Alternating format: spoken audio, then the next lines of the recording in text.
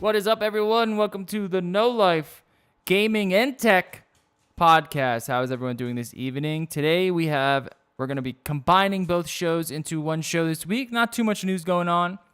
So what we're going to do is we're going to take the gaming portion, mash it with the tech portion, and then I have a product of the year sort of thing list. It's product of the year. We're going to talk about movie of the year, album of the year, song of the year, some other stuff, some other yearly things to hopefully give you some good recommendations on some things to buy for the holidays. And yeah, what else? Anything else that we're going to be talking about? That's pretty much it. Make sure you hit up our website, over there, nolife.digital, http:/nolife.digital, and also follow us over on Instagram at nolifedigital and Twitter at nolifedigital. So, what is up, dudes? How you guys been? Yo. Chilling. Yo. Finally putting this apartment together for real this time. For real? Hopefully. I mean, it looks like an apartment this time at least. It's coming together. You got the banners up. I got the couch. I got everything else. I have my desks finally. That's been the biggest improvement. Yeah, always got to have a nice desk. I actually need a new desk. This IKEA one is starting to warp where I lean on it. Yeah. And I'm afraid it's just going to come crashing down. Dude, I keep buying the same ones. There's just those $25 IKEA ones. Yeah. Because even when it does break in 2 years, I can go buy another top for it for like $5. Yeah, IKEA's the best. IKEA's the best. Well, the way that I did it looks good and it's fucking cheap as hell. And now I have a 12-foot desk that cost me like $60. That's how you got to do it. You go to the kitchen section and you get the kitchen table and then you just buy your own legs. You just go to the legs area and you configure your own desk, and it's so easy and cheaper. That's what I did. What's up, Doobie? What you been doing this weekend? You just playing Smash? Smash. Just smashing it up? Smash, and I saw Spider-Man Into the Spider-Verse. Oh, did you? Things, actually. Yeah, it's got good reviews. I will definitely be talking about it later. Really? I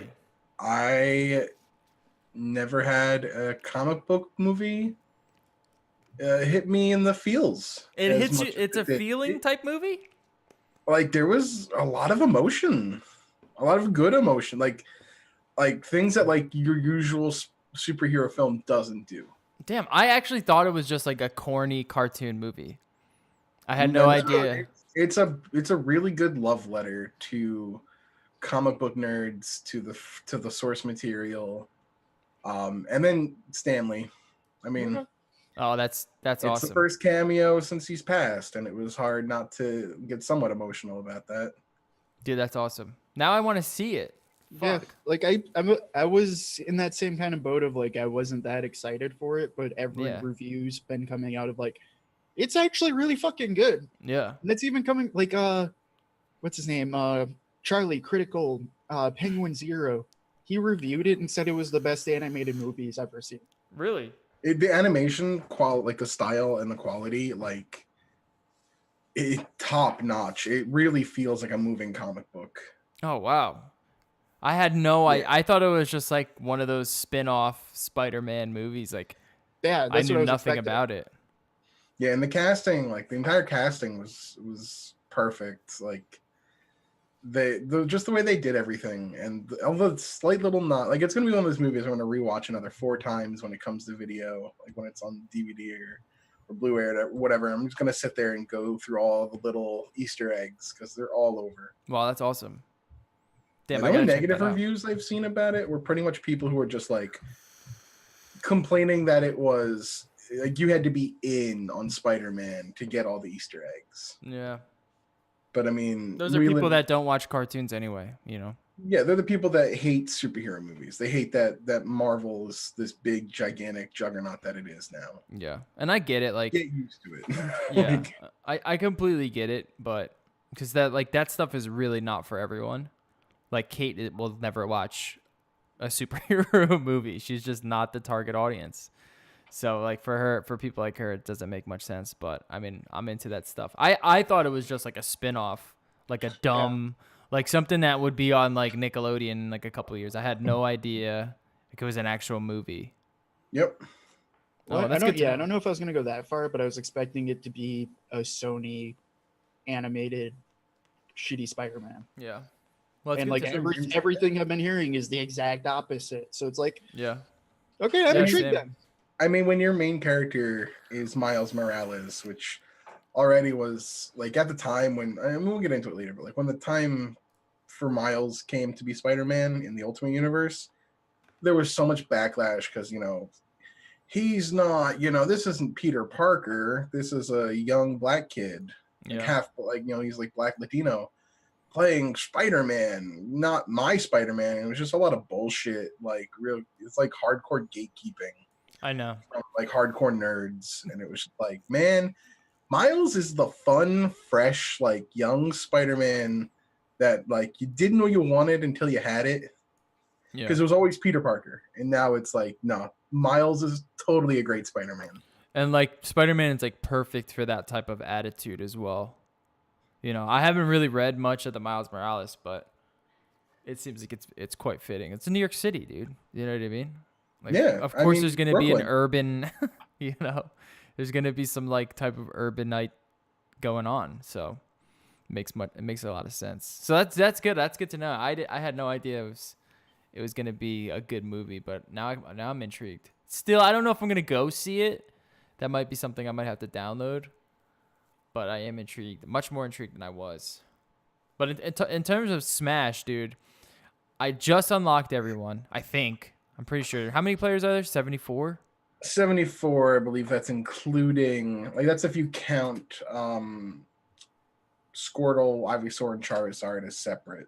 Okay, yeah, yeah. So it'd So be technically 72. 72. Yeah. So I've unlocked everyone, and I still just haven't found my main yet, and it's so frustrating because it's like they all have things that I want, but that none of them are put together. Like I love Inkling. That's kind of the thing with Smash though, Yeah. is you have your tier list of high tier, mid tier, low tier, and even your high tiers. Like there's no single character that's like, this is the perfect character. They have the perfect recovery, the perfect aerials, the perfect shield pressure, the perfect this, the Right. perfect that. They all have some downside to them. There's Yeah. always going to be, it's just how much downside do they have? The problem is that when you get matched up, like some matchups is just so hard to win. Well, I mean, the meta is only like what, 2 weeks old. 2 weeks old now. Yeah. We're not even close. They can't even decide on a fucking stage list yet. Yeah. Yeah. And Like that's the whole issue with the stage lists. I've already had problems with that. And yeah, like the train. no, well, I mean, the competitive stage list. We bitched and moaned for hazards off. We got hazards off, which now means we have more stages. But people want to like automatically throw away all of these potential stages that we could use for like 5 stages. Mm-hmm. And it's like, well, hold on. The meta, like, this is a new game. We're going to be playing this game for 4 to 5 years competitively realistic. Why do we have to start with such a small stage list? Start your stage list big, and then over time, as the meta evolves, you can go, okay, maybe this stage really isn't that good. Let's take it out. Yeah. You can't start small because then adding stages to it is just really tough because you've already trapped yourself. So you need to start. I really only like 5 stages anyway. I haven't looked at what they're talking about for the stage list. But I hate like, the ones that are like moving. Like I just can't see where I'm going. I get confused and shit. Yeah, like there's a bunch going around. I've seen, everybody has kind of their own. It's really going to be what you see at the major tournaments. Yeah. Because that's the problem is the first major tournament that has a small stage list and people really like that. They'll just keep that. They're just going to adopt it and never think about it. They'll just never think. And that's the problem is nobody wants to fucking think. Yeah. Everybody wants just, here it is. That's it. We're done. No, this is the meta. We need to sit down and go through it all. That sounds like an ESL move. Yeah. Welcome to esports, I guess. It's fucking stupid. And so is ESL. We don't WarioWare shouldn't be a counter pick because some characters are able to kill other characters really, really quickly. I'm sorry, but that's the whole point of a counter pick.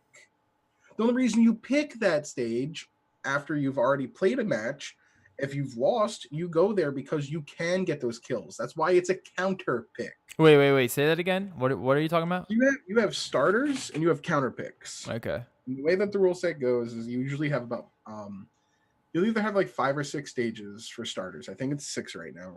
Most people do 6. You strike, so somebody strikes a stage, and then the person strikes 2 stages. The other person strikes 2 stages, and then you have 2 stages left you can pick from. So that person gets their pick of where they want to go. The loser. So generic esports veto rules. Yeah. Basically. Yeah. So, and then those are usually the most neutral stages. Those are like Final Destination, Battlefield, Pokemon Stadium 2. And these are with the hazards off. So with that being said, then you have a list of counterpick stages. And these are stages that are maybe not as neutral. WarioWare is a very small stage. It has very small blast zones. There's 2 platforms. So it plays into strengths of certain characters. Right. The loser of that first match in a best of 3 or best of 5, anything, it's never best of 1. People who play best of 1 in a tournament, what are you doing with your life? Best of 3, let's say, you lose, you get to pick the stage. The winner bans 3 stages. If that winner wants to ban WarioWare, he is more than welcome to ban that stage. So let's say I'm playing Incineroar, and they don't ban WarioWare. I'm taking the WarioWare. That's just a stage where I can get that side B, do that, clothesline, send him right off the stage dead. It's really easy to kill with Incineroar there if you play pretty well. And it comes down to how you play as well. But I like that stage because you can do that, because it's a counter pick. You know what I mean? Like, that's the whole point of a counter pick, is to have a stage that has some pluses and minuses for certain characters. Depending on who you play, depends on where you want to go. Some characters play better with no platforms, or play better with the platforms directly in the middle of the stage, like Smashville has just one center platform. Town and City has like 3 platforms, but they're varying heights, right, middle, left, and right. And that plays into certain matchups.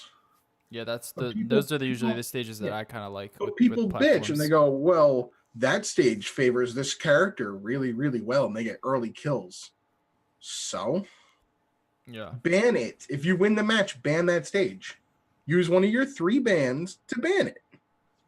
Yeah, you're talking more competitively. I'm just talking like quick play. Yeah, I'm mad at the community. I'm mad at the competitive scene for being too narrow-minded right now. Well, there's just so much. There's so much. You're always going to have people fighting about this game.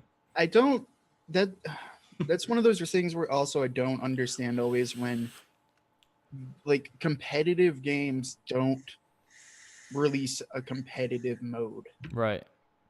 Like, that's listening the last couple of weeks, like I've really thought of that, like every time, of just like, why isn't there quick play that's a casual mode, go crazy, and there used to be esports mode.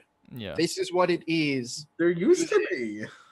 Yeah, I know. I remember it wasn't great, but it was there. And now it's not there. Right, and the fact that it's not there is kind of weird to me. Granted, it is weird. The patch that they did fixed most of the issues with the preferences. Yeah, I can get into my preferred pretty often now. Most of the time, I get my preferred. Sometimes I'll get in where it's like 2 stock instead of 3 stock. I'll get in one where it's timed items, and I'm sitting here going, I'm just gonna kill myself. I know they warn you not to, or else you get a timeout or whatever. I don't care. Oh, really?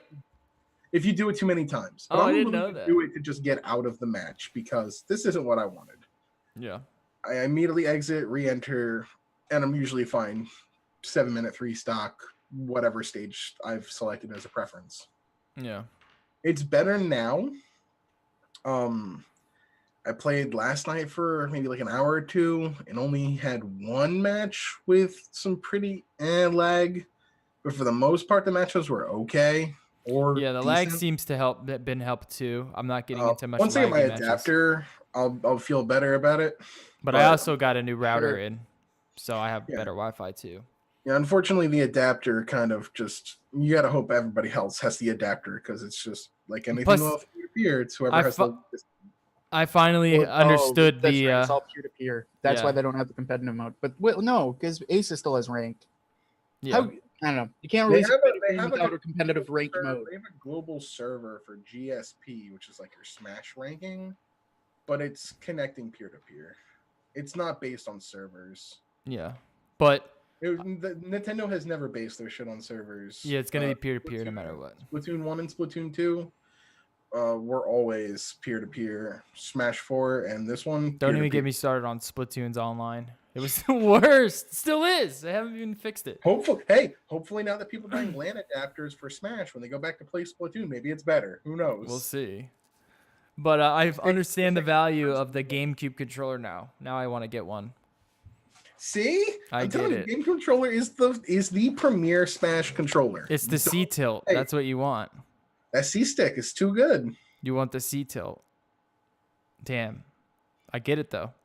Now I have to go get one. And I went to Best Buy to buy one, and they had a Nintendo GameCube for Switch, but you still needed to buy an adapter. And they did. Yep, they were good luck sold. finding Out, that. they were sold out of the adapter. My buddy ordered one on online. It took about he just got it in. Yeah, I'm just gonna get one of the wireless ones. I don't need it to be wired. I don't care that much. But it is so addicting and frustrating at the same time. Because I just need to find the right main. Like I've been using Inkling. I spent so much time on Inkling, but he can't finish. He's terrible at finishes. Yeah, that's like Sheik. She can roll up the damage. She's quick. She has projectiles. She can combo, but she can't kill. Right. She cannot kill. And when you're against an Incineroar or something that can knock you out in An 2-3 hits. Incineroar has zero recovery. His recovery is completely god awful. Yeah. But if you're playing an Incineroar that knows what they're doing, they just hit like a truck. Yeah. Yeah. I've been playing Cloud. I like Cloud a little bit right now. I was a Cloud main in Smash 4. His nerfs aren't all that bad for me. I thought they were worse. And then I started playing him again, and I kind of got the rust off. Remember how Cloud plays. Yeah. His range on his neutral air isn't as large as it used to be, but it's not. It's still pretty good. It's delayed too, which I don't like. It's a little delayed, but you kind of get used to the timing. And then his down air is better now, I think. Even though it doesn't fast fall as heavy, like you don't go as fast. Yeah.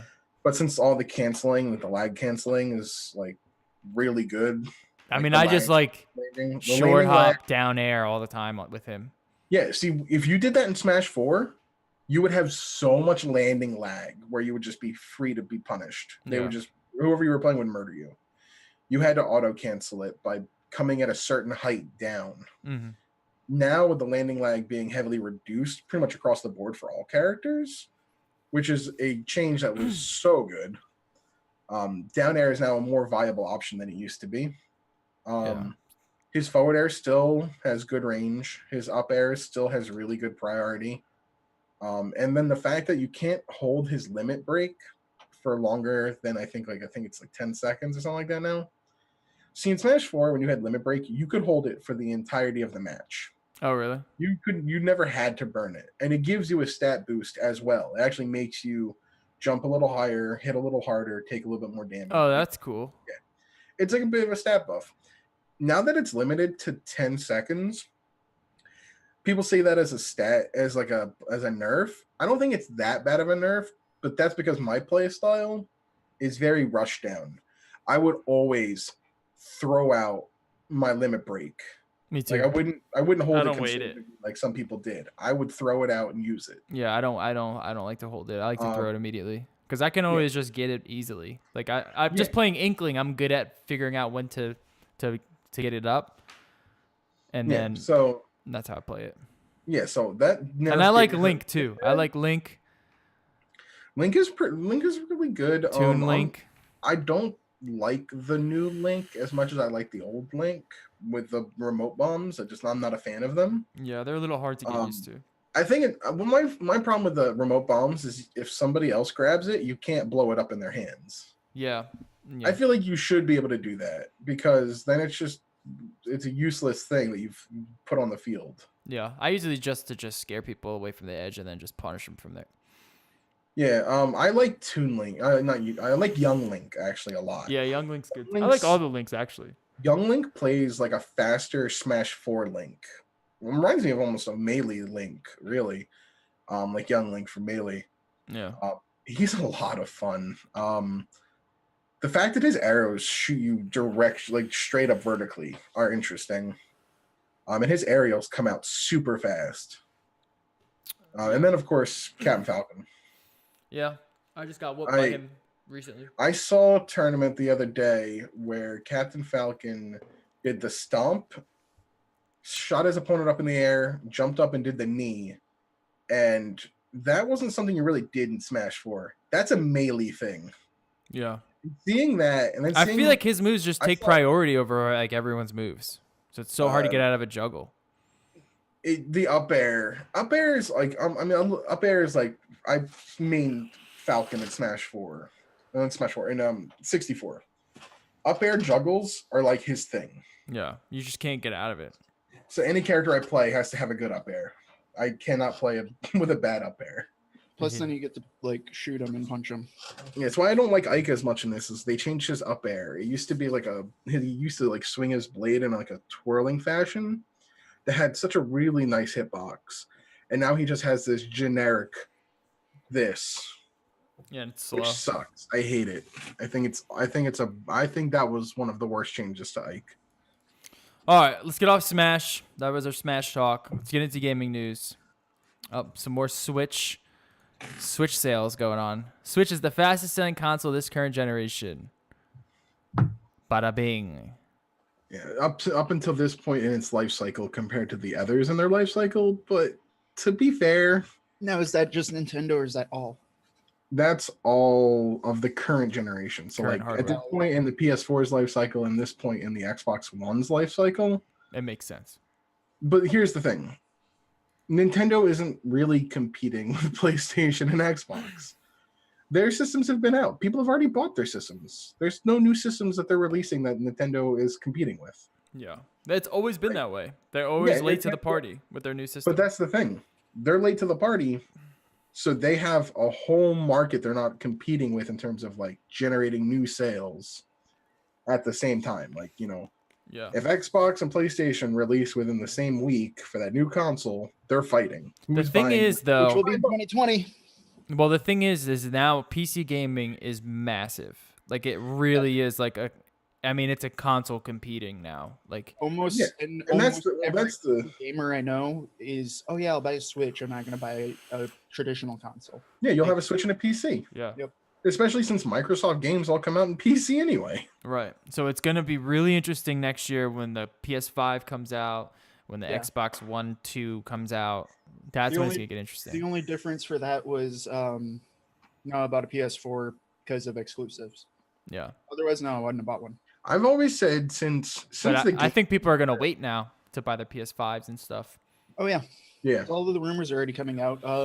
I was also just reading rumors. There's going to be 2 new Xboxes in 2020. Like all the rumors are already starting to heat up for the next console. They're releasing a bunch of versions, which is interesting. Xbox is really gonna have to dazzle me for me to get their next console.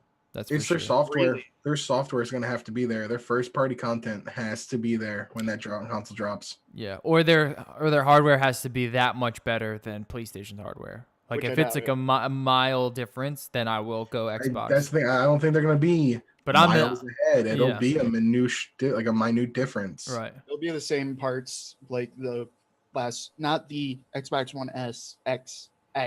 Yeah. Not too many fucking names. I wouldn't be surprised if they're the same like exact price.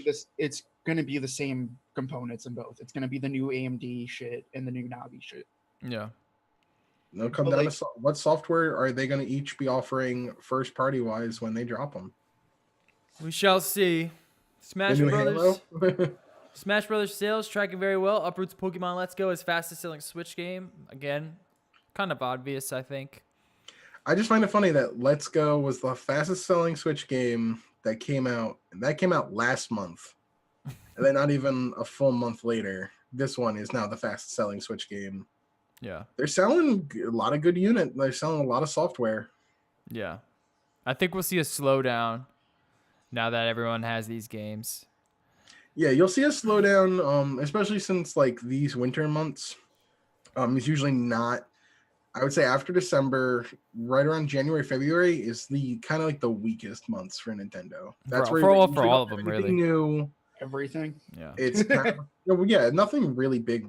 Really, I mean, we got Kingdom Hearts, but that's not even an exclusive for PlayStation because that's both PlayStation and Xbox.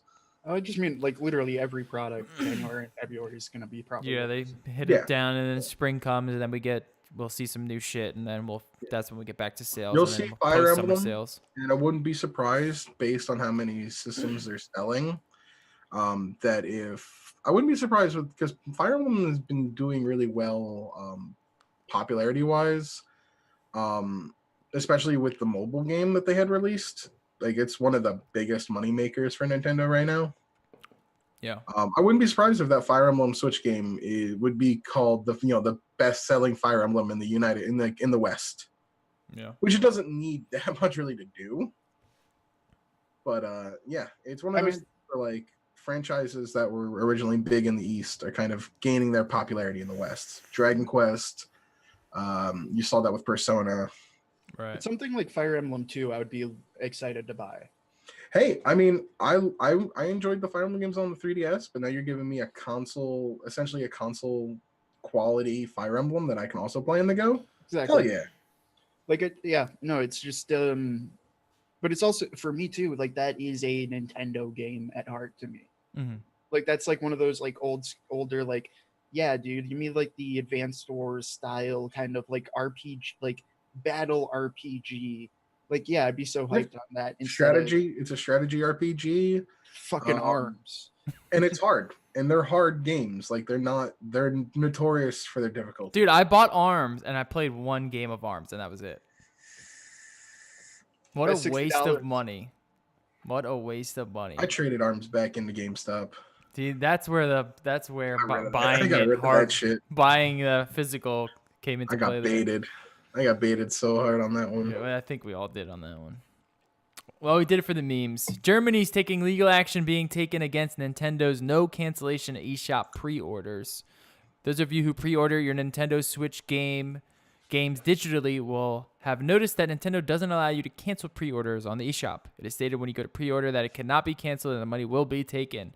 Some people have tried ringing customer service to ask them for a refund, but it's not something that the company generally does. That's kind of shitty. Does Steam do it? Let's be honest. Does Steam do it? I don't know. I don't think anyone does it. Like, yeah, I was gonna say like almost all games that I know of, if you pre-order it, you're allowed to cancel that pre-order before it gets to you. Yeah. Yeah, they don't take the like money. If it already gets to you, obviously that's a different Actually, equation I don't know. or story. Yeah. Like if you bought it and realized, hey dude, I bought this 6 months early, I don't have the funds anymore, you should be able to cancel it. Yeah, I'm wondering because I know like GameStop when they would do pre-orders, you had to put some money down. Usually about $5. Yeah, Actually, like, funny the tangent on that. There was a guy in the news. This was like a couple years ago. He would go in and pre-order games. It was his bank. Yeah, I remember It that. was his bank. Yeah, he used it as his bank. Need money in pre-orders, and then when he needed to withdraw, he would go in and cancel his pre-order and get his money back. No, I totally remember that guy. Why would he do that? Because he could?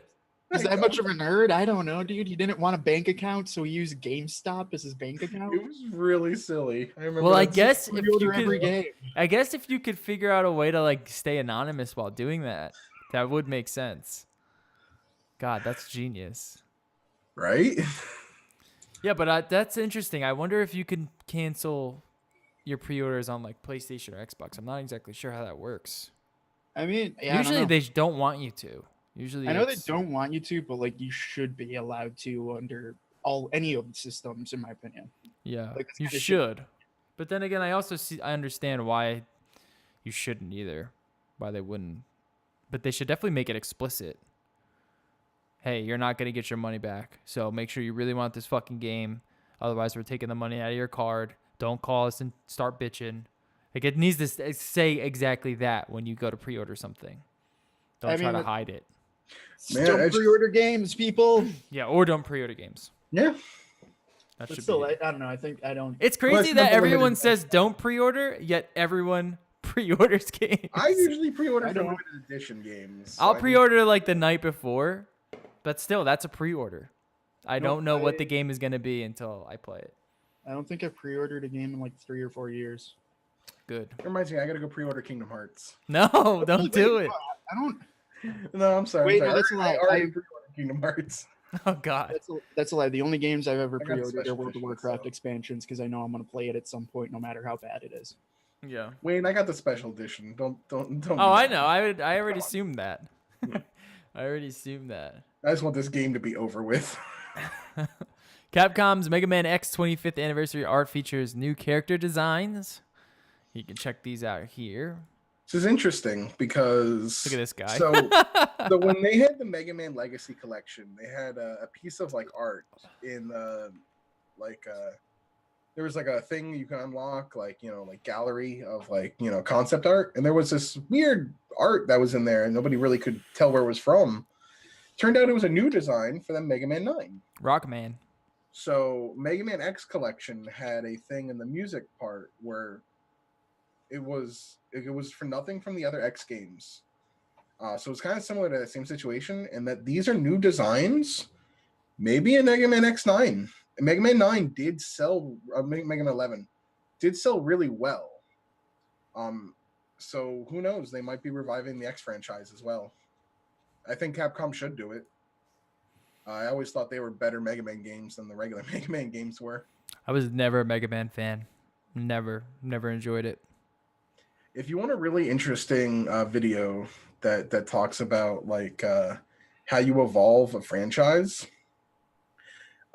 there's a video about how they went from Mega Man to Mega Man X, going from like the NES, an early SNES to like those what is essentially heralded as a classic in the X1 game.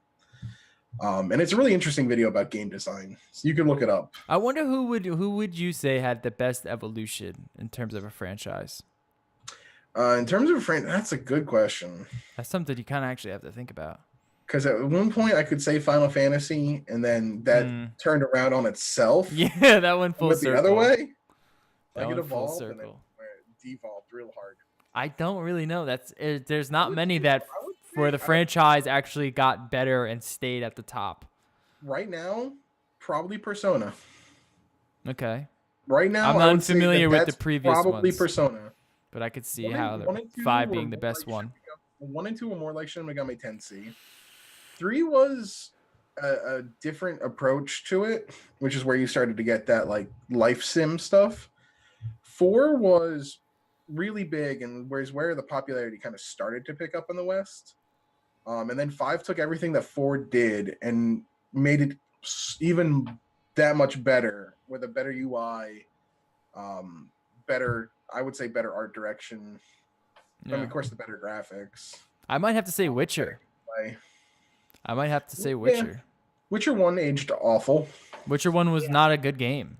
No, But it I was tried like, it. Bad. but you could see kind of what they tried to do. They just didn't do it. They didn't have the money or the patience to I do couldn't it. make it an hour into that game before I just dropped it. I was like, nope. Yeah, and then Witcher 2 got a lot better, and then they started to, fully realize their plan, and then Witcher 3 is obviously the masterpiece that they always wanted to create. So I don't know. Yeah, That's you could say Halo. You could say I wouldn't say Halo. no. God no. Halo 3 was the peak. Yeah, I guess you're right about that. Maybe And then maybe Reach was Grand Theft okay. Auto. Reach was like a step down from 3, but not that far down. And then Halo 4 happened, and then Halo 5 happened. Yeah. And also Halo ODST happened. Yeah, it's interesting. Then they decided to make a frigging like tactical like a, what do you call it? Not a turn-based RPG, but like a strategy RPG. Yeah, RTS. Yeah, an RTS. Yeah. Halo Wars. Halo Wars. They tried having you play with a controller. Yeah. All right. So yeah, Halo? No, I would not say Halo. BioWare producer says Anthem shines when playing with a team. Playing by yourself might not be the best way to go about it. Anthem, like many other shared world shooters of its kind, will give players the option to either play solo with the squad Destiny. Yep. Yep. Joining a team will apparently offer the best way to experience the upcoming title, of course. Is Which that- Destiny. Is that like shocking to anyone? no. No. This is So, just like from the reveal and like the announcement, it was like, no, this is Destiny. Yeah. Yeah, this is Destiny.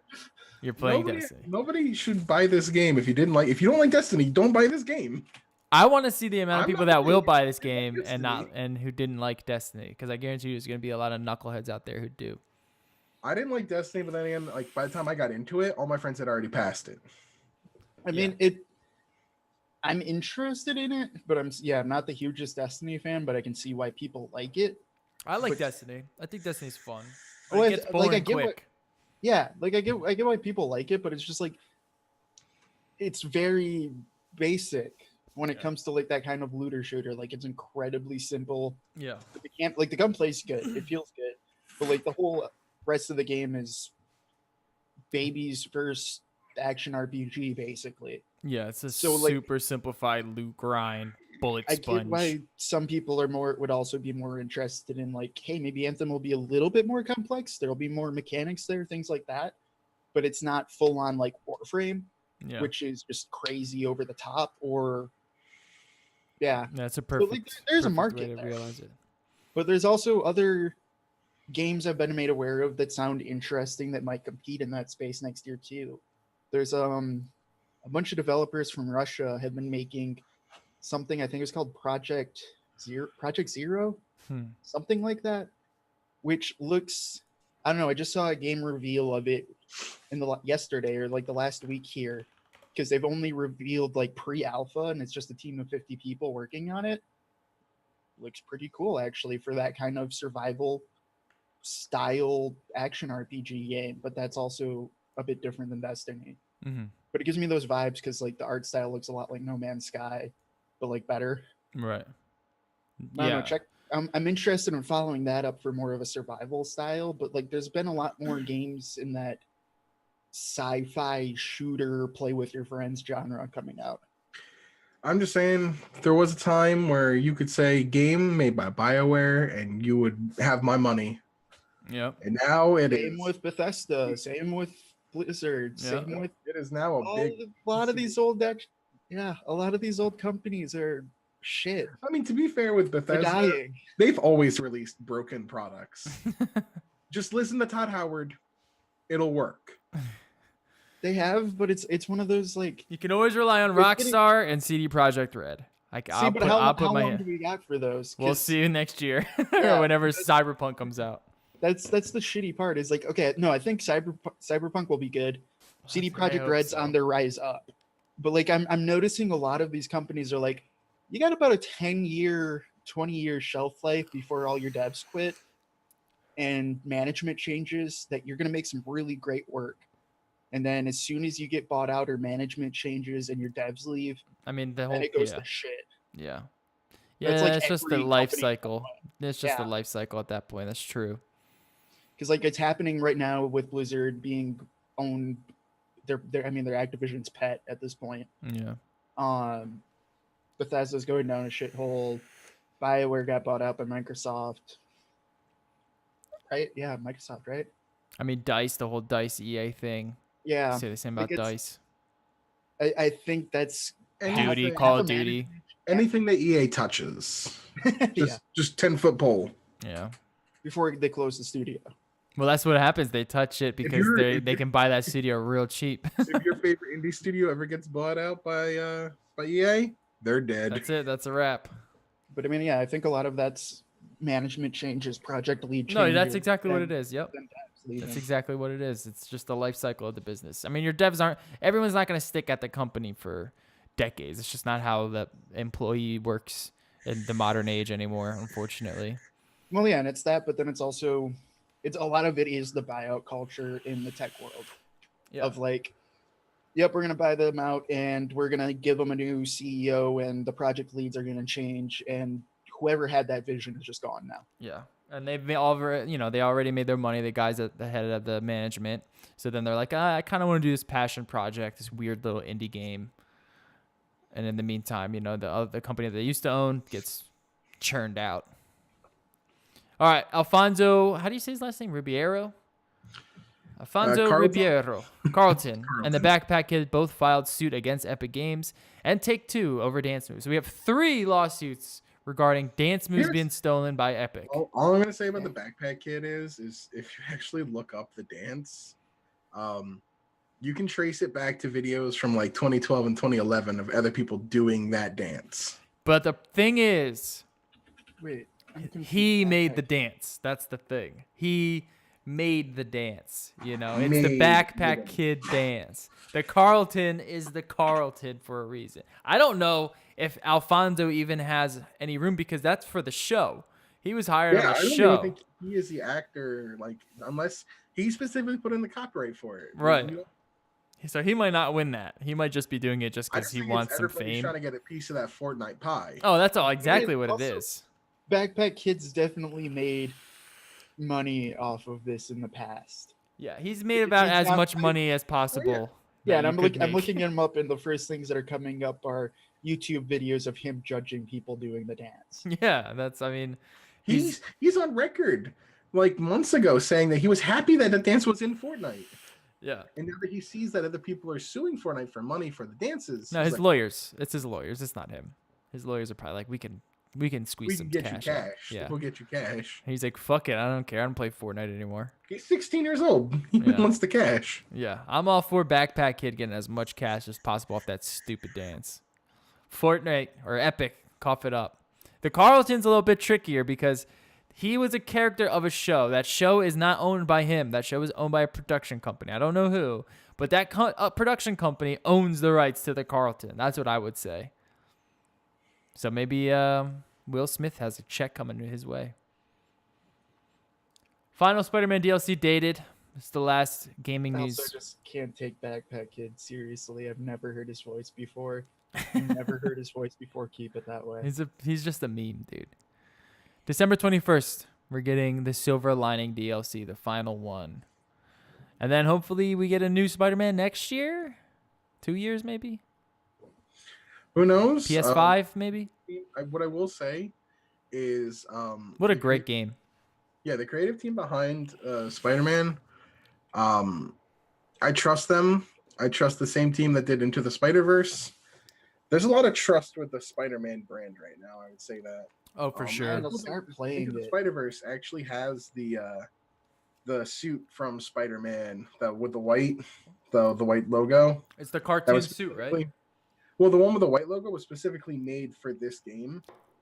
Was made for Spider-Man on PS4. But they're starting to use that suit in other media for Spider-Man, Yeah. and they're actually making a comic based on the Spider-Man game. Oh, that's cool. Yep. So they're gonna milk it for all they can, and it's gonna get sold or bought out by EA, and then it's gonna get churned, and you're gonna have a new Spider-Man every year. If it's It's gonna be the new Assassin's Creed. if Insomniac gets bought out by EA, good lord. All right, I'll try. I'll try it. No, Fine. you really do need to, man. It's a I know really fun it's game. been installed on my PS4 for like a month now, and I still haven't. Oh yeah, get into it. Play it tonight. Fuck it. It'll take you a couple hours, and then you'll be hooked. You'll be hooked. It's a great, great title. All right, that's it for the gaming portion of the show. We have some tech news, and we're gonna get into our top 10 top things of 2018. All right, so real quick, I want to talk about my Ring doorbell that I got. So it's basically a little camera. It goes on your door. You screw it on. It's a little camera. You press a button. It rings your phone, and then you can see people who are at your door. The coolest thing about it is that there's a neighborhood feature. So all the people in your neighborhood who have the Ring doorbell, they're constantly tracking the streets. So any sort of crime that goes on, there's like a whole little social media thing where it's like, hey, this guy was stealing packages. Make sure you watch out for him. Hey, there was people looking into cars the other night. Make sure you look out for him. And it's actually fucking awesome. So if you live in a city, get yourself a Ring doorbell. I promise you, you're gonna love it because it's nice to have that security that's outside where most of the crime happens. Plus, a lot No, of times, it's been proven to like like 20, at least 20 to 80. I'm trying to remember the percentage shit. But like when Ring was first coming out with the doorbell, they started doing experiments where they would give one to every 5 houses on blocks, and crime just plummeted. yeah, Yeah. because everyone knows, hey, dude, there's cameras all over that street. Yep. And you can see them right on your phone. Like, say if I was a robber, I would bring up the Ring app, and it'll say, "Shit, this neighborhood's flooded with Ring cameras, so I should stay out of here." And another thing too, a lot of crime is done in your doorstep and in your driveway. That's where most of the crime is done, because there's really only one way you can go, and that's inside. And that's what they want. They want you to go inside so they can get into your house and basically rob you or rape you or whatever. So having that camera there really does protect you from a lot of that. Of course, there's still gonna always be those crazy motherfuckers that don't care, but for the most part, you'll stay protected. Fuck, that just reminds me, I left some stuff at the office. But yeah, get a Ring alarm. I think it was $100, and then you get 30 days of free service, and then after that you have to pay a monthly fee. I think it's $3 a month for their constant. Like you get it's basically like a cloud drive that they upload to. So it's pretty cool. And they're owned by Amazon, so it'll work with all your Amazon crap.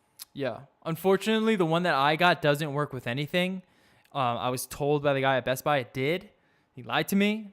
That's what I get for trusting a guy at Best Buy. So I might have to return it and get the newer version. But I don't know. I might not. I really don't need it. All right, moving on. Samsung. This is the best story this week. Samsung teams up with Supreme. So everyone knows Supreme. It's the red logo with the white letters of Supreme. Well, unfortunately, they teamed up with a fake Supreme company. So in Italy, when you are a company... Oh, dude, Supreme Italia? Yeah. Dude, how does Samsung not know about Supreme Italia? When you're a company in Italy, you get priority over any other external companies. So Supreme applies for a trademark in Italy. An Italian guy goes, hey, you know what? I'm going to apply for that trademark, and I'm going to apply for that name, and I'm going to apply for that brand, because the Italian government will give it to me because they always give priority to Italian residents. So now, thus, Supreme Italia is created. It's the exact same logo. It's the same thing, but it's not the Supreme that we all know. Samsung ends up doing a partnership deal with Supreme Italia and ends up being like, oh, wait a second. We had no idea this was a thing. Now we're not so sure about this partnership anymore. So it's turning into this hilarious sort of just like fraudulent just exchange, because this was something they announced on stage at one of their press conferences in China.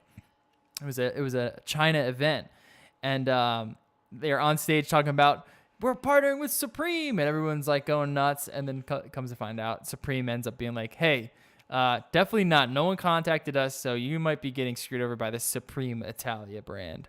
And then, of course, they were. So who knows if you're going to be... I mean, I don't know.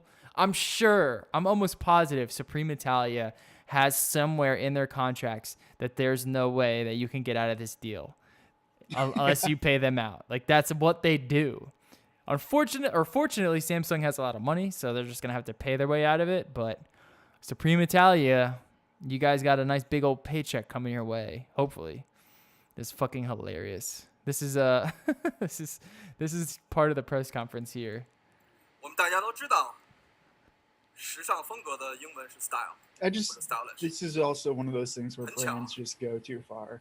这次科技和 They're 时 just 尚 like, 的 hey, dude, no, we need a brand recognition, even though we're fucking Samsung. Greedy. 全球移动通信领导。 I know, it's Introducing makes our new no Bape sense. Supreme phone. It's made Dude, by Samsung. if Samsung released an actual Supreme phone, people would go nuts, but that would never happen. It would never happen. Yeah, like that's the other thing I don't get is like what was the branding deal even supposed to be for? I think just like how McLaren, there's a One Plus McLaren. There's gonna be a Supreme Samsung Galaxy S8. A8, A10, whatever their scheme is now. Yeah. S10, A8.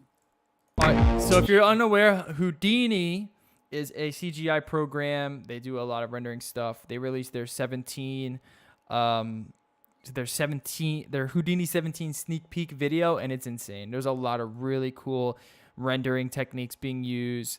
There's a lot of just super impressive physics engines being used. And if you are someone into CGI, you're into any sort of game development, check it out. I'm sure you already know about it, but if you didn't know, I mean, some of the renders Some are of the just CGI is really nice. yeah, some of the renders are Yeah. just nuts. Like the way that the They figured out balloons water. work. Yeah, the water looks great. The way that this spider here, this spider web thing here, where it just like holds onto it like perfectly. I mean, it's just really really nice.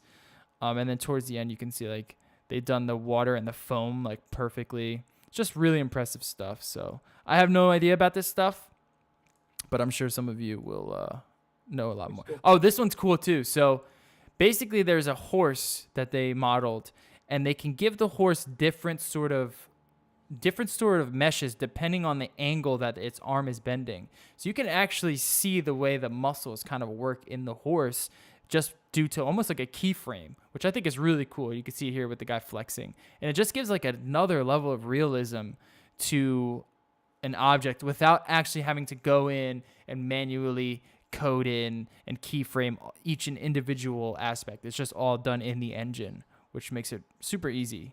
So I think that's really cool. There's a story where Robinhood, if you don't know, Robinhood is the stock trading app. They also do securities. They also do cryptocurrencies. Well, they were putting out checking and savings accounts that had a 3% APR, which is excellent. It's a great APR for using, and there's no fees on it. Unfortunately, they were getting a lot of criticism, mainly because there was no insurance on your checking and savings accounts. So if the company were to go under, or if anything were to happen, your money could be there. It's not insured in any way. So then they kind of pulled back on it. They're trying to get the insurance involved in it, so they can do that. Because that, if they could offer you, I mean, the same thing with Ally. I don't know if you're aware of Ally Bank, but they're an online bank. They can offer really high APRs and interest rates, mainly because there's no overhead. You know, there's no actual place that they need to keep. They don't have any employees. It's all just done online. So there's no overhead. So they pass that saving on to the consumer. And Robinhood is going to be doing the same. Plus, they're going to make money because basically what you're going to be using it for is a safe haven for your trades. So when you're trading your securities, you just keep your money in the Robinhood checking account, and then you can trade that way, dump whatever percentage you want into the savings account, and then, you know, maybe transfer that into your own personal bank or your PayPal. But unfortunately, they had to pull out for a little bit because they don't have insurance on. You need to have insurance on your bank. There's no point into risking your money that way. You know, it's just no point. For now, Robinhood is an excellent app. I use it every single day. I love it. It's one of my favorite apps. For stocks, it's fantastic. Yeah. They have an awesome news feature. They have chat features now, which makes it like if something's happening in the stock, you can see what people are how they're reacting to it. It's just a really great app. It's super quick. And then I would love for them to have the checking account there and then just dump some money into it, you know? It'd be nice, but yeah, like you gotta have that shit insured. Yeah, especially with an app. You know, it's a startup. Robinhood came out last year? No, it's been around for a couple years now. 2 years? Like I've been, yeah, at least 2. I think closer to 3. It's still a startup. I'd consider it a startup. No, it's still definitely a startup, and I wouldn't trust them with my bank account, which is why it needs to be insured. I mean, any checking, bank account, PayPal, anything. You know, you don't put your money in an unsecured bank, basically, right, unless you expect GameStop to still stay in business, and then you just pre-order games. But no, like as a little stocks app, especially, I wouldn't replace like a broker with it. But yeah, for just like doing quick stock trades and things like that, it's fantastic. If you're trading less, yeah, if for like your low budget trades and things like that, it's the best thing in the world. Yeah, if you're trading less than $100,000 yearly, I'm not putting $100,000 into Robinhood at the same time. Yeah, if I'm gladly putting $5,000 into Robinhood. Right. Yeah, if you're trading above $100,000, then you probably already have a broker. You're not using an app, or you're doing it yourself. But if you're doing anything where you just want to buy some stock and just keep, like, it's a great idea for young adults who aren't really good with money. There's stocks out there that will always go up. Not guaranteed, not 100%, but it's 99% sure they'll always go up. So what you do is just put your savings in there, you know, put a portion of your savings in there, and then you just gain interest. It's like a much better interest rate, basically. Or even look into like this And it like, looks better for loans Cat- when you apply for loans. exactly. But I was gonna say like not CDs, but you know, like the packages. Just put your money in a package of like, yep, here's 10 different stocks that it's gonna go up slowly, but it's gonna go up. Yeah. Yeah. Robinhood's awesome. I literally use it every single day. I love it. It's so great. All right. And then there's this cool thing I saw on Reddit the other day where essentially, I don't know if you use Siri shortcuts yet, but the Siri shortcut community is literally insane. They are creating some of the craziest shortcuts. One of the shortcuts that I saw that really impressed I've me been and seemed trying, but it's real talk. it's a little Siri difficult. It's a little difficult, but they came up with some really cool stuff. This one essentially is you just press the Siri shortcut, you choose a photo, and it will remove the entire background of the photo, and it does a really good job of it. I don't know how he was able to create it.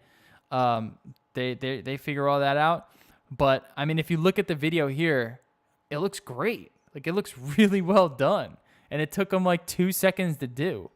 Again, I have no idea how he's doing it, but you can download the shortcut. If you just go to r/shortcuts on Reddit, there's a whole community there. This is one of the top rated ones. It's really, really impressive. I had a few shortcuts, but I just don't use my phone that way where I'm constantly looking for weird shit to do. You know, I just use it for social media and checking my email. I might play around with it just to give it a little bit. It's of more fun. convoluted as fuck. I'm sure. But you Welcome can to Siri. you can create some really there is a lot. They give you a lot of tools. Like you can really get in there, you know? You just have to figure out how to do it. I'm not really sure. I want to play around with it, I guess, cuz also like God, I think Siri is the only virtual assistant I've ever been in an abusive relationship with. Yeah, it's dumb. Siri's dumb. But if you can like create your own shortcuts essentially, then it's, I would say, more powerful than Google's assistant. You know, in that sense. So it's pretty cool. Like I literally have no idea how he was able to do this. I want to download it and see cuz you can download these and it'll show you how he created it. And I kind of want to see what he did. Because to me it just makes no it must be using, I don't know. I have no idea. I couldn't even tell you. All right, let's get into the tops of the year. Well, also, did you want to talk about the there's fucking new Xbox 2020. Oh, there is? Consoles. That's the rumors. Xbox One was Durango, but there is going to be 2 Scarlet next generation Xboxes. One's going to be like the One X with the new stuff, and possibly an SSD codenamed Anaconda. And then the other one will be a Xbox One S type lower end console. Holy shit. Hold on, let me try to see if I can find it here. Yeah, I didn't see this. WindowsCentral.com. What are Xbox Anaconda and Lockhart? And then there, let me do that too. All right, here, I'll check this one out. Yeah, Anaconda and Lockhart. And there's also rumors of a discless Xbox One S. That would make sense. Give more room. You don't need a fucking CD tray anymore. So they're continuing their reptile-themed code names. I don't know too much about it other than apparently 2020 is the slate for it, which gives me a lot more hope into a lot of the AMD rumors we've been hearing.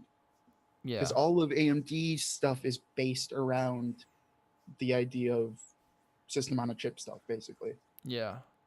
I mean, I want to say PlayStation is already ready to go with PS5, right? I want to say like 2019 we'll see a PS5. 2019 maybe, or early 2020 is what I'm guessing.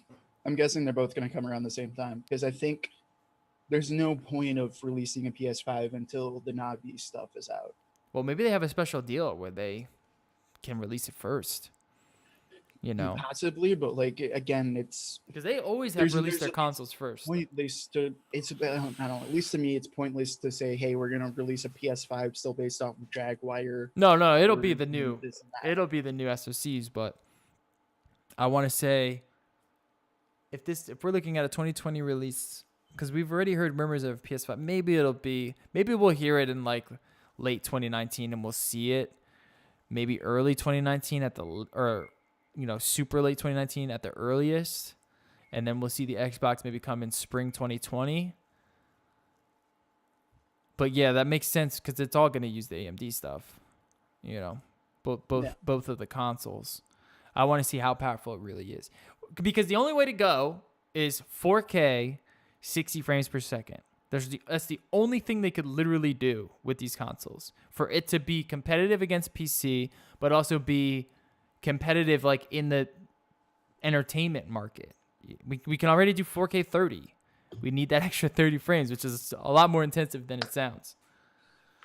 Listen, my Xbox and a Canada don't want none, hun. I don't know. I just hope Microsoft learned their lesson. I'm assuming they did. No more. Hey Xbox, will you watch TV and play video games at the same time? Yeah, that Focus turned out on to the be a games. dud. Yeah, I still think focus on that's a the game. cool concept. It is. It's a cool concept. It's just We certainly weren't ready for it. yeah, exactly. But I don't use cable. You know what I mean? Yeah. I don't use cable. If it replaced, because that's what I do wish like my PS4 could do, or it would be cool to me that it's like, hey, no, instead we have a partnership with Roku or like an Apple TV or something like that just built in. That would be sick. Don't they have the PlayStation has View. PlayStation View? Yeah. Yeah, but that's just PlayStation View. Yeah. Like I want it to like have a Roku box built into it, so it's like, cool. I have PlayStation View. I have Sling. I have YouTube TV. I have Netflix. I have Twitch. You could get all of those though. Twitch. Mixer. Like Yeah. I Mixer. like have all of them. Mixer. There's a Mixer page. There's a Mixer tab on when you sign into their Xbox. There's a whole Mixer tab. Because like I don't know. I do think that's a cool concept of like, cool. I can replace all of my stupid boxes with a box. That is a cool concept. It's just until someone teams up with like a Roku or something, it's probably not gonna happen. We have cable, and I know like with cable we can actually just through the box itself, any TV can get to Netflix or Amazon Video just straight from like our cable box. You just say into the remote and the Comcast thing. Yeah, the X1 platform. Yeah, which is nice. I mean, it's not bad. Well, the PlayStation and the Xbox, they both have like the Netflix apps and all that stuff. You can get like the Amazon Video. They all have that, but it's not cohesive. They suck. Yeah. Yeah, it's not like a cohesive experience. The Xbox one's way better than PlayStation's for sure. Like that's what's nice about the Xbox. It does do that, but it's still not like I still sign into my Apple TV when I turn my TV on. You know what I mean? Like I wish that was more compelling and well fleshed together. Of just like yeah, cool. Okay, I'm gonna turn it on and I'm gonna choose game mode or watch mode. Yeah. And it's bam, here's a fucking Roku or Apple TV, and there it is. Go have fun. Or even do one better. Do that and partner with a TV and just put it in the TV. Imagine that, and you would have no boxes. Like, why aren't we getting TVs that we have smart TVs? You'd have TVs that can what's the thing called? Like when you stream from your like PC to your TV for gaming. Oh, like the game streams? Yeah, but right through your cable box. That I could see being a little bit better. That I could see being better than like, let's put a console in a TV, because then you're like, okay, now I have to buy you got Web TV. Who remembers Web TV? We had Web TV at one point. It was bad. They're all not that very good. It was also $19.99. The Samsung one was pretty good. I used it for a while. The newest Samsung one. But I mean, I think so. I don't know. How many of our listeners even remember Web TV? I don't know. How was it? How was that experience? I've never had a Web TV. God awful. You would look and be like, man, AOL and like an actual like desktop from like what was the like big ones back then? Gateway? Yeah. Yep. What was the one that had like the fucking cow logo? That was Gateway. Yeah, Gateway? Yep. Yeah. The 90s, like the late 90s, early 2000s. All right. Let's get into this top list. Also, quick last related. HP released a new gaming laptop for $600. If you I heard that it wasn't actually that bad. $600. Maybe a 1050 It's a, Ti. it's a decent HP build, but yeah, it's a 1050 Ti, 8th Gen i5, and good everything else. $600. That's a gaming laptop. Decent. Yeah, it's a pretty solid price point. HP is getting really aggressive recently with their devices, and I mean, like the where they're next- going. The next closest laptop with that spec sheet, like normal pricing, apparently is $789. Yeah, it's probably thicker too. So yeah, But I still can't recommend HPs, man. Not yet. I'm not there yet, but like that's yeah, if you want a $600 laptop for playing Fortnite or whatever, that's pretty fucking compelling. Yeah. All right, here we go. What should we start with? Should we start with product of the year, my product of the year? Or should we start with we'll start with product of the year. I have a product of the year and then I have a runner up, and I'm curious to know what your guys' like favorite thing of 2018 was. Mine was the Sony a7 III. It's a mirrorless camera. It literally changed the entire photography, videography industry, like upon release. Like it came out so aggressive at $2,000. It's both the best video camera you can currently buy still, and still the best, not the best, but one of the best stills cameras you can buy. It contained the best autofocus system in the camera. Maybe a little bit lower than Canon's dual pixel autofocus, but in their mirrorless implementations, Sony's still winning.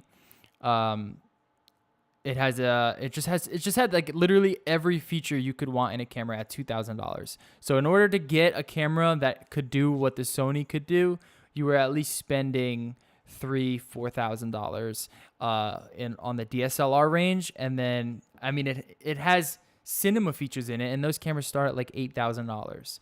So it just really just changed the game and got Canon and Nikon to jump into the mirrorless market. It got Fuji to step its game up, and now Fuji is like a serious contender. It just really just shook up the market, and it's still an amazing value that you can get. I love it. I use it every single day. I highly recommend it. You have an excellent selection of lenses. You can either get their native G series lenses, which is like Canon's L series, or you can go with the Sigma Art series. You can get the Zeiss lenses, the Otis lenses. So it has a gigantic selection of lenses now. It has 4K. It has 1080p, 120 frames per second. It can shoot beautiful photos. It has a very extensive color calibration unit. So while the out of camera colors aren't quite as good as Canon's, you can tweak them and get them exactly like Canon's. It has better dynamic range than Canon. The only downside about it is it doesn't have a flip out screen. So hopefully the next iteration of it has that. But for the price, it's the best camera you can buy. It literally changed photography and videography for the consumer in the best way possible. It's so much so that when Canon and Nikon both released their mirrorless options, which was only a couple months ago, I mean, they couldn't even reach the potential of the Sony a7 III. Like they were still short of the mark. Nikon got pretty close, but they just can't touch it.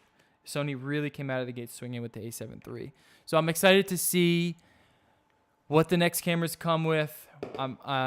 Like this is the best time to get into photography or videography right now. There's never been a better time. It's super intuitive, and that's my product of the year. And I think in the photo video world, that's the best camera of the year on most people's lists. Fair enough. And I'm curious to know what your guys' favorite thing of 2018 was. Doesn't have to be a product; could just be anything, really. Yeah, that's a lot harder. Except not a phone, not a game, not a movie or an album. So anything else other than Okay. those. Yeah. What was one thing that you got this year that was your favorite? That's the hard part. Is like none of it was none of it super impressed me this year compared to previous years. Yeah. So I'm not sure. I'm like half tempted to say like an AMD Ryzen second line, but like, yeah, I don't know. To be It's honest, 2700X.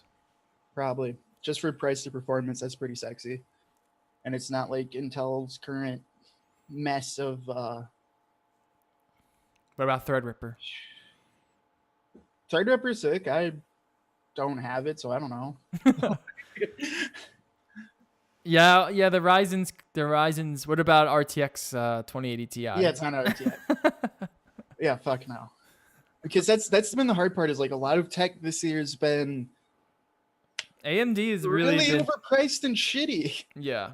It was a little rough of a year, mainly because of the whole crypto market thing was kind of like calming down. There was a lot of weird kind of price gouging going on. And then RTX came out to less than impressive things of what people were hoping for, Yeah. especially based off of pricing. Yeah, the pricing is a big thing. Intel's been a mess this year. They're still releasing the best processors. They just cost $1,000. Yeah. And they're still only slightly better. Yeah, it's $1,000. Like, okay, the i9 is for applications that are multi-threaded. It is better than the 2700X by like 5%. Except I've been seeing those go for $900+, and you can get a 2700X for like $270 on sale, $250 at times. That's a huge fucking difference for 5%. Would you recommend someone buy it, or would you recommend they wait for CES? I would wait for CES at this point. Yeah. But I mean, other products. Let's see. Well, do you want to hear my runner-up? Go for your runner-up, because I was gonna say there's like the iPad Pro, really sweet. That's my runner-up. Don't think it's finished yet, and Yeah. like that's my problem with that. Like that's a really sweet product and a really cool idea that I don't think's been finalized. It's all overpriced things or things that I don't feel have been finalized yet. Because the other thing too is like Intel's just announced they're finally doing 10 nanometer possibly. Oh, they did. They announced their architecture name to be seen at some point. They're just dragging it out at this point. Yeah, no, they did an announcement of an announcement this week, which was like, we're gonna announce it later. So we this have is an an name for it, announcement. but it's not going to be till next year, maybe, hopefully. Yeah, the iPad Pro is my runner-up. Basically, I mean, it's my content consumption machine. It's fucking doesn't leave my bag. I love it. It's That's my problem with extremely it. fast. I mean, I can It's edit amazing. 4K raw video on it on my lap with a pencil. You just couldn't do that last year. Couldn't do it. Yeah. You couldn't could. do it. You couldn't Yeah, do you it. You couldn't do that on your old iPad Pro. No. Okay. Nope. Not the way. You could. I shouldn't say you couldn't. You could. But it is much more of a seamless and quicker experience. Yeah, it's And got just a beast of a It's just a processor. better experience. Yeah, like no, it is, but like my problem with it is exactly your first sentence. It's my ultimate, or I forget your exact wordage. It's my ultimate content consumption device. Yeah. And it's just like I'm not paying $1,000 for a content consumption device. Yeah. It is so close. It's so close. Like of all of the shit products, yeah, it's definitely up there, and it could definitely have a running for being product of the year for me. Yeah. But it's also like let me It's go now. it's pricey. It's pricey. And yeah, it doesn't do everything. Like if it had Mac OS, then it would It's- definitely take. I mean, the having Sony's definitely number one. Like I don't think anything could beat that. That camera is literally it changed the entire world. But Like, the I think- iPad was like this thing. Like as soon as I got it, like I was drooling over it when I saw it. Like it was that Yeah. product where I was like, I have to get this fucking thing. I think that the iPad Pro this year to me was entirely Definitely a luxury just- item. it's a luxury item right now, but it's one of those like, and that's why I'm so harsh on it, where it's like this is 2 years too soon. Because like you can see how much potential is in it and how fucking amazing it could be. Yeah. But having played with yours and then going back to mine, it's like No, it's I- not. It's not different. It's not like a Yeah. different experience. it's a like okay, better I paid- one, but I it's not paid different. $100 for mine, Yeah. and it can do everything I need it to do. Yeah. So it's one of those like it's a much better experience, but it's not different. It didn't Right, it's didn't change anything really except the Yeah. design. And it's the Exactly. pencil, like to me, it's like that's what I use to like read my books now. You know, I watch all my movies on it, and I did a lot of that on my iPad Pro, but it didn't entice me to watch all that. It didn't entice me to consume content on it the way that this one does. This one, it kind of is just so much more inviting, and the fact that the pencil's always on it, I think. And it's also like I paid $1,000 for this, so I better fucking use it. Well, I mean, the last one I bought was pretty expensive too. You know, No, I'm teasing. and it's just like, it's just such a nice like piece of tech. Like it's just such a nice piece of tech. Better than most of the things that I bought this year, for sure. No, it's definitely up there for me too. Because like I haven't played with yours for a bit and haven't played with some others. Like it is really nice. Yeah, It's just one of those like, I think you just don't don't like iOS. That's kind of what it comes down to. it's partially that, but I'm warming up to it again at this point. But like it's one of those like it's the same thing I was talking about where I don't know this year because of like the rest of the products where it's like, I mean, the processors, like cool, the AMD stuff was really cool this year, but it was way cooler last year because it was something new. It did make a change. And then this year, I mean, including the iPad Pro, none of it made a huge change like the camera you were talking about did. Yeah. Where it's like, okay, the iPad Pro, like, shit, if you could have even plugged in an external storage dock onto it, like a hard drive onto it, it would have vaulted up my list. Yeah. But it's just like, nope, now it's the best of the same. And that's how I feel about a lot of things this year, where it's like, it was a year of incremental upgrades for the most part. Yeah, it certainly was. It was definitely an S year. Speaking of S year, my phone of the year is the XS. It was either that or the iPhone XS Max. And I went with the XS just because of the form factor. I think that form factor is perfect. You can't tell me otherwise. I'll tell you otherwise because the XR is better. No. Form factor. I want a smaller one. I want it smaller. I want one that isn't a ruler. It's not a ruler. I don't know why you think it's so skinny. Dude, the X and XS are so fucking skinny. No. Yeah, they are. It's not. It's perfect. Fits No, they're pretty perfectly in the fucking hand. skinny in my opinion. I told you, you're not telling me otherwise. It's the best. It's the best phone that you can get. I think For the money, it's the XR. for the money, it might be the XR. I haven't been able to use the OnePlus. Or the OnePlus. It's going to be the OnePlus 6. But I think iOS is such a better phone experience than Android, and that's just a personal thing. I think they're a lot closer than they've ever been. Yeah, To be honest. they are. Especially after they fixed it with iOS 11 with the notifications and all that. Yeah. Like they're actually really fucking close, especially now that Apple finally ditched the stupid home button. Mm-hmm. They're really similar. Some things feel better on Android, some things feel way better on iOS. That's basically what I've noticed from switching back and forth again. Yeah. But I think those are the only phones you can even compare: is the iPhone XS or the R, and then the OnePlus. This year it's either OnePlus 6 or 6T or XR, in my opinion, for like best bang for your buck phone. Those two easily hands down.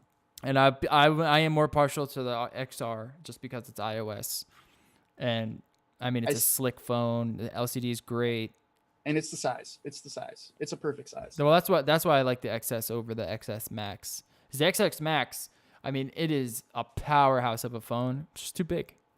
It's just too big for me. Well, that's why I like the XR. But I also have a 12.9-inch iPad. That's the right. kind of the thing that, if I only could choose one, do I choose a phablet sort of device? I don't know. Possibly, because that's the thing with the the OnePlus 6T. It's a phablet. It is a iPhone Max Note 9 size 6.4-inch screen of a phablet. Yeah, it feels a lot smaller because of how good that screen to body ratio is. Doobie, if you had an iPad, would you buy a Note again, or would you buy a smaller phone? If I had an iPad or just a tablet? Well, I have a tablet. Oh, you do? So you still just like having bigger phones? I never use it. Yeah. What kind of tablet do you have? Where, like, it was free. Oh, so you have like a Samsung? Something. Yeah, it's like the Samsung tablet. It's essentially just a giant Android. Yeah, it's a piece of shit. It's not like a phone. Like, it's come in handy a few times. Like when we were having issues with the like TV. We're trying to watch Game of Thrones. I was able to like I still had internet fine, so I was able to get into like the Xfinity, Right. like their app on it, and watch my Game of Thrones. Yeah. That was like a decent viewing experience. But you much rather just have a big phone than a small phone and a tablet. Never carrying a tablet with me. Yeah. I would never carry it around with me. I'm not gonna pay to have 2 devices with internet. Yeah. Like I'm not gonna pay any additional money to have it on a plan. Yeah. So you just rather have like a big ass phone. Yeah, Sort of does both. everything you need to do.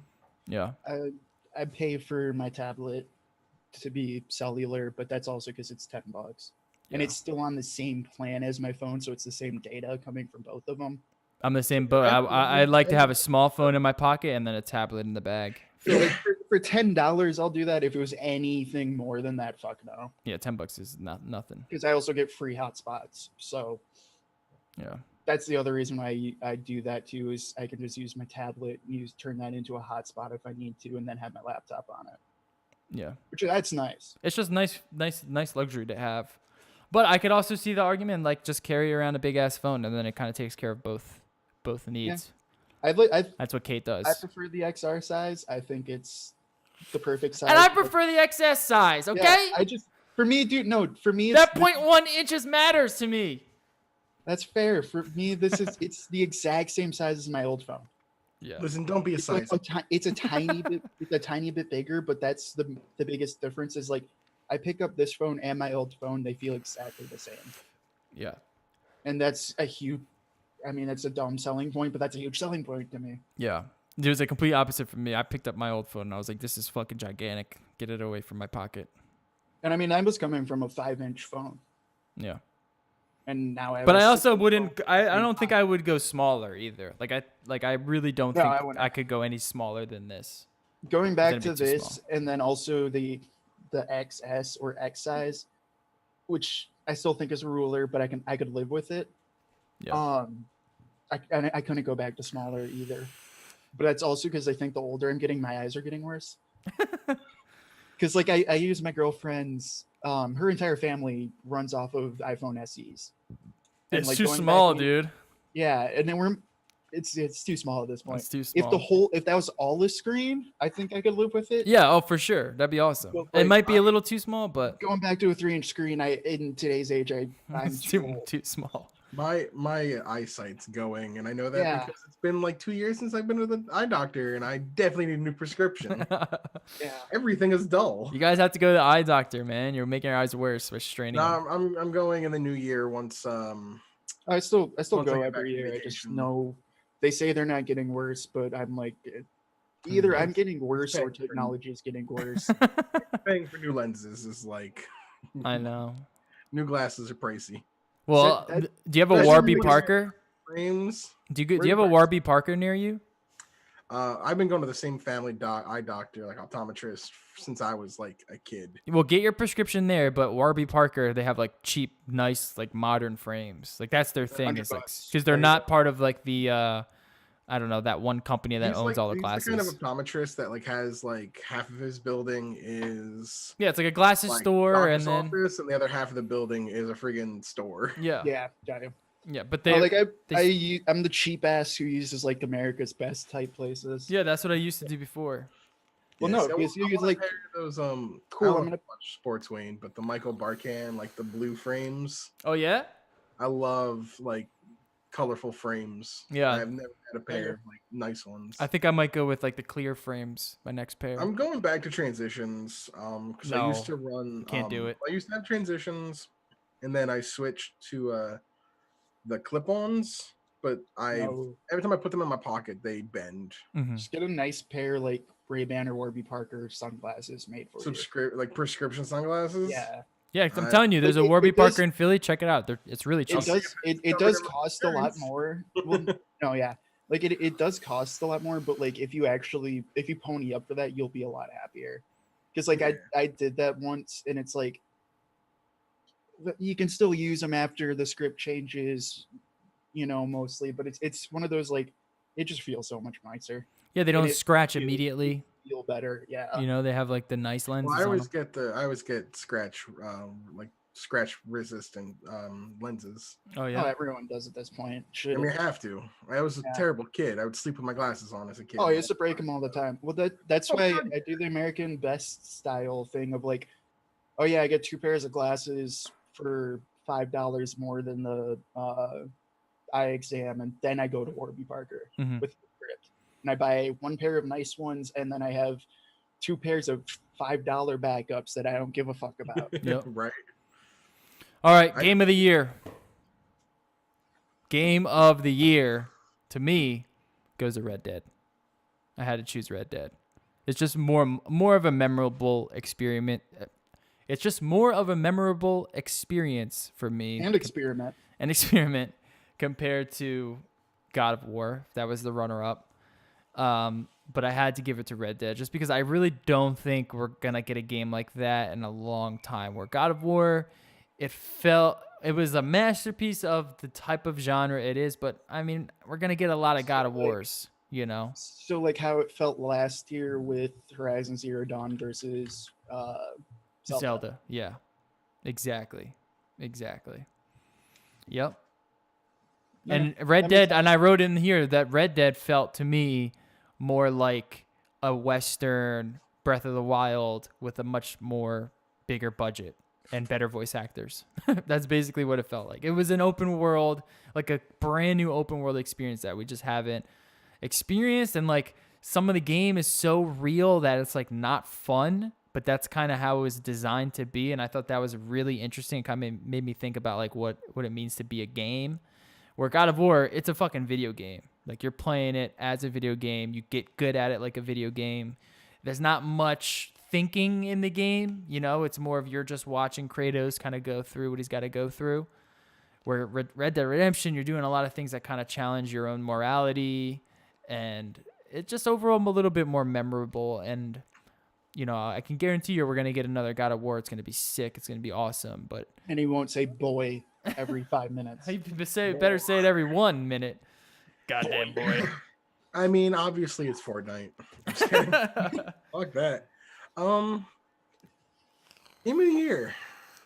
Are you gonna give it to Smash? No, I mean I want to. I really want to. You can, Well, dude. It's just your game of the year. Yours, because I'm gonna go a different route than both It's of you the- guys. I and will say it will say it's the game I'm gonna have played the most this year. What is it? Well, Spider-Man? Smash. It's the game Oh. I've played the most this year. Okay. I've already put more time into Smash, I feel like, in the last 2 weeks than I put into like Spider-Man. Really? Witcher 3. More time than I put in The Witcher 3 so far. Is that your game of the year, Witcher 3? Witcher 3, you finally played it? I did play it. I just haven't finished it. It's really, for me, it's a toss up between God of War and Spider-Man. And then like if I had a third trailer, it would be like Octopath. I really liked Octopath a lot. Yeah. I'd have to give it to Spider-Man. Yeah. Yeah, it was everything I wanted a Spider-Man. I know it game. was so hard for me to choose between Spider-Man and God of War. Like I know it didn't improve, anything that like, it didn't push the genre anything farther, but it also excelled in everything that the genre is supposed to be, where so many games and companies, you feel like, how can they screw this up? And they find plenty of ways to fuck things up. Yeah. But Spider-Man felt like it felt like it was not just a movie quality script, but that the franchise was in not just capable hands, but respectful, loving hands. Yeah. No, it was a sick game. And actually, I take it all back. Mario Tennis Aces is my game of the year 2018. Well, The offline component. I do have all of these games on my PlayStation 4 now. I still have not beaten any of them yet. Take your time, man. So Don't rush it. I'm not gonna throw my hat in that ring just yet, though I've been enjoying them all. Let me but I take a have- guess. Your game of the year, Frostpunk. Ooh, that could be a good one, but I'm gonna go with what I think has been the best PC game of the year, which honestly, it's not a new game. It's been Path of Exile. Mm. For the total year, they've stood out to me this year. They've released three huge content updates that were massive. They've been growing exponentially, especially after all of the Diablo shit show, so to say. Yeah. Like their last current league that just came out last week, which has been great. Dumb and buggy and not as good, but like the other two leagues they released this year have literally been the best the game's ever been. Yeah. Like it feels like a new game. But this league alone has over 50% more people playing it than the last one, which was already another like 30% more people. Like the game's been getting huge, which is kind of awesome to me because it's been a good game, but it's the way the team has actually been making that game like massively better every 4 months. No, And also, I could definitely dig that. it's also they do listen to and take care of their community, which I think is really cool. Yeah. Because like for a long time, the way a lot of the trading's been done in that game has been a website called poe.trade. So this year, they, long story short, Grinding Gear Games got invested in a bit by Tencent. So they took that money to get more developers and community managers. They also took some of that and just hired the guy who does poe.trade, made him a full-time dev so they could actually finally implement them that they're in their own website and for their own way.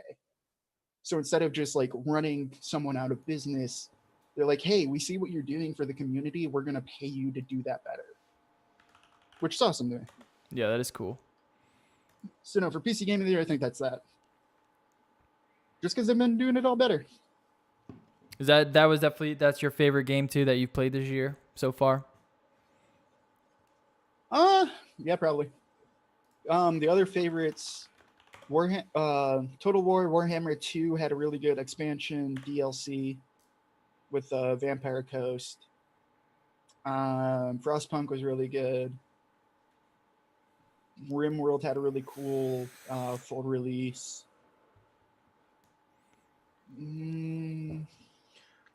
Yeah. I could dig it. I'm gonna throw a caveat. That one's had a bunch of cool stuff. Indie game of the year for me, Celeste. Play Yeah, Celeste. I gotta try it. I would say Dead Cells on Switch. I was dying for that That's, release. like, right there too. Yeah, I was dying for that release. I played so much of that, but I haven't played Celeste, and it seems like it's a pretty damn good game. Okay, I'm gonna do one real quick fashion of the year. I gotta give it to my man Virgil Abloh with the Off-White Presto release. It's the most iconic release he's had. And I mean, Off-White's just gigantic this year. It exploded. He's everywhere. He's doing collabs with everyone now. He's basically the new Supreme. Super influential. I love the Presto design. And yeah, I can't wait to get these black ones as well. Okay. Seems interesting. I don't know if he stole the idea from Swagger Souls or if Swagger stole it from him. Who? What is Swagger? Swagger Souls has off-white tone. I don't know what Swagger Souls is. He's a YouTuber, but that's what he refers to as his skin tone. Oh, He really? made that into a clothing brand. White tone. Nice. It's probably a riff off of Off-White. That's what I'm guessing, because I've never really heard of either of them, to be honest, before this year. Yeah. Yeah, Off-White exploded. You'll know it because you'll see like you'll see someone with a t-shirt, and on their t-shirt will say like t-shirt or some stupid in Helvetica. It's very iconic representation, very urban. There's a very utilitarian design to it, which I like. It's just like a nice sort of new streetwear brand that we haven't seen. I mean, this yet. all looks like high-end Uniqlo. That's essentially what it is. I know. That's a good way to put it, actually. This is $2,000 Uniqlo. Yeah. He actually did an IKEA collab, which is fucking insane as well. Really, really cool. He's a cool dude, too. All right, movie of the year. I got to give it to the movie Black Klansman. I think that was my favorite movie this year. If you guys haven't seen it, it's fucking phenomenal. Denzel Washington's son is the star. He stars alongside Adam Driver. And it's basically this black dude who infiltrates the KKK in the 70s in Colorado Springs. and it takes you on this wild journey. And the way it parallels like racism back then and racism today is really, really good. It's not in your face. It's not really preachy until like the last sort of act, but it makes the last act feel really, really powerful. And I mean, it's just a fun movie. I highly recommend it. Fun and also thought provoking. Doobie, what's your movie of the year? You've seen a lot of movies, it seems like, this year. You know who I am. And I do. You're Doobie. Before Saturday, I would have said probably Avengers. Yep. Really liked Avengers. However, as did the entire world. However, Spider-Man Into the Spider-Verse, not only my favorite movie of this year, it's coming really close to beating out Dark Knight for my favorite comic book film of all time. That's insane. I've always been a huge Spider-Man fan to begin with. Spider-Man probably is my favorite non-X-Men Marvel like superhero. My favorite superhero, of course, will always be Gambit. I just have a soft spot for Gambit. Gambit?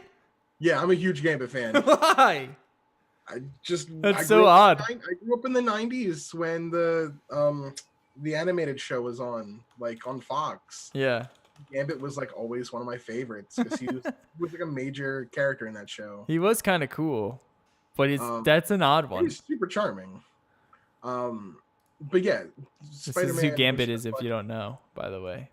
Yeah. I'm sure there's going to be a lot of people who don't know who Gambit is. I was going into the movie expecting it to just pretty much be a really good comedy, like a, really like superhero comedy, like a Guardians or something. Like Guardians of the Galaxy, but animated.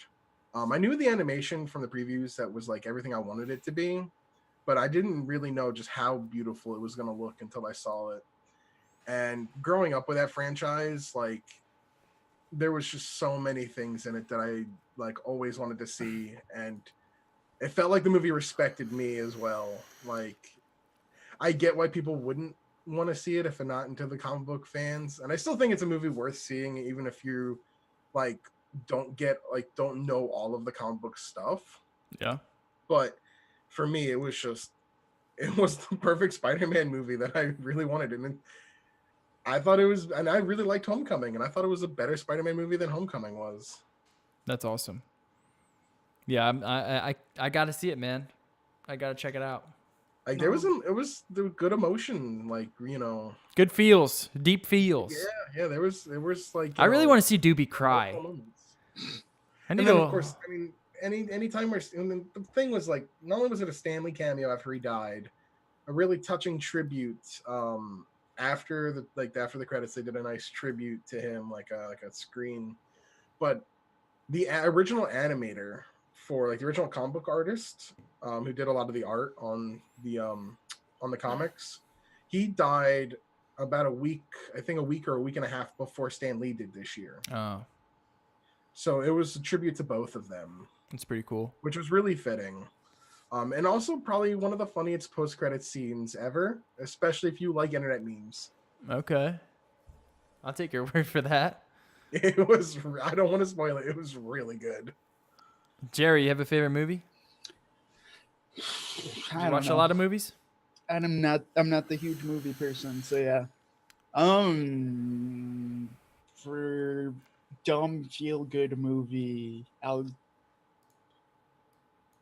Ready Player One. It was fucking trash. Like, I don't know, dude. I don't watch a lot of movies. All right, album of the year. Do you have an album of the year? And also, Ready Player One wasn't trash. Yeah, it wasn't trash, but it's definitely an airline movie, I would consider. It was middling. It was a fine, cheesy, dumb movie. It was good if you really just want nostalgia and like. It was a fine, good, cheesy, dumb movie. That's a perfect way to put it. Yeah. It was a fine. Popcorn. It was movie. fine. Yeah. Nothing wrong with that. And I didn't see any like super crazy awesome movies this year. To be Go honest. watch Black Klansman, dude. I'm telling you, you'll love it. I get dragged to all the superhero movies, and that's about it. And most of them I don't care for. Album of the year. There wasn't too many. It was actually a really big year for rap. Yeah. Rap had a lot of good albums. Rock, alternative, not so much. The album I'm most excited for is American Football. Yeah. Have you heard their This new release otherwise- song? Yeah, I've heard all three. Yeah, it's pretty good. I'm pretty excited. I've heard all of the ones that have been found. Yeah. Yeah. How did they find them? Did they ever I don't talk know. about that? It sounds like they recorded them like 2 months ago, to be honest. Yeah. It sounds like his new shit. Oh my god, I can smell my So, dog's food from here. I got Ugh. I wouldn't say I have like 2 albums of the year, Go ahead.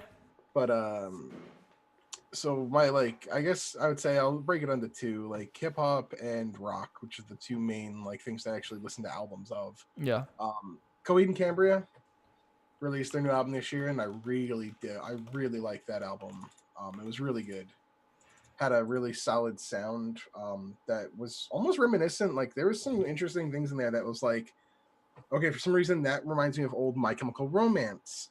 This reminds me of their first album stuff. It was like things like that. But for them to come back to the science fiction universe that they've created, because I'm a huge fan of concept albums.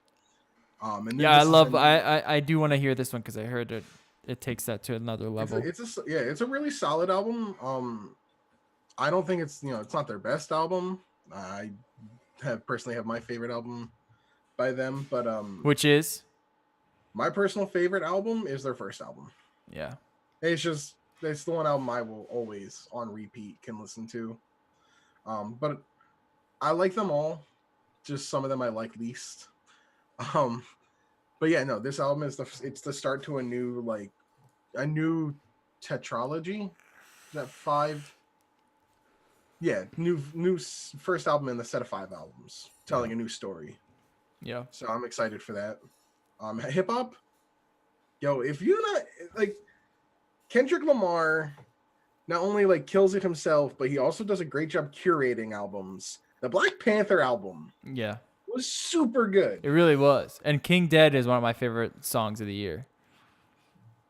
Like not only is he good by as an artist, but like he's good at curating albums and picking artists to represent certain things, and it just shows on that album.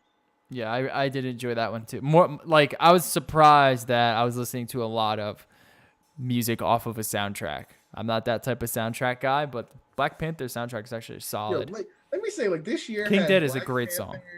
This year had Black Panther, Avengers, and Ant-Man and the Wasp, and Spider-Man. Yeah. It was a good year for comic book movies. It's a good year every year for comic book movies. It really is, but this year was really good. My favorite album is Pusha T's Daytona. It took the spot over Parquet Court's Wide Awake, but Parquet Court's Wide Awake is my favorite track of the year. Oh, Wide Awake! It's a fucking awesome song. But Pusha T's Daytona is so good. If you like braggadocious crack rock or crack rap, this is like the best of the best. And, just all the drama that came with it was super interesting and fun to be a part of with him and Drake. And then him dropping the story of Adidon and showing a picture of Drake in blackface. That was a treat. It was just a really, really fun time for rap. You also had Kanye's, like the way that Kanye kind of did the Yeezy season thing where he dropped Pusha T's album, then he dropped his album, and then he dropped Kid See Ghost with Kid Cudi, like in a consecutive sort of weekly run. That was fucking genius. And keeping tracks or keeping albums now like super tight. Daytona's only 7 tracks. Ye's only 7 tracks. Kid See Ghost is only 7 tracks. It means like every song on Pusha T's Daytona, like you can listen to. So that's what I really like. I hate albums that just have like 6 or 7 songs full of filler that you just skip over every time you listen to the album. So I really enjoyed what the album did, but the song of the year had to go to Wide Awake by Parquet Course. That song is such a fucking earworm. It's so fun. Anytime you hear it, you just want to dance and just fucking start screaming. Now, disappointment of the year. This is our last category. The most disappointing thing this year doesn't have to be product. It doesn't have to be Tech or anything, but mine No, is related to that, and it's the Canon EOS R. This was Canon's response to the Sony A7 III that was my product of the year. We were all waiting for it. We all want a Canon that competitively competes against Sony in the mirrorless market, but with Canon's color, Canon's lenses, Canon's autofocus, they released this thing, and everyone was disappointed, not just myself. It was such a sad thing to see. It was really just like them just like gatekeeping and saying, look, if you want stuff that the Sony has, you're going to have to step up your money and pay $8,000 for a cinema camera and then pay $5,000 for a photo camera because we're not going to give it to you in one body and we're not going to give it to you at $2,000.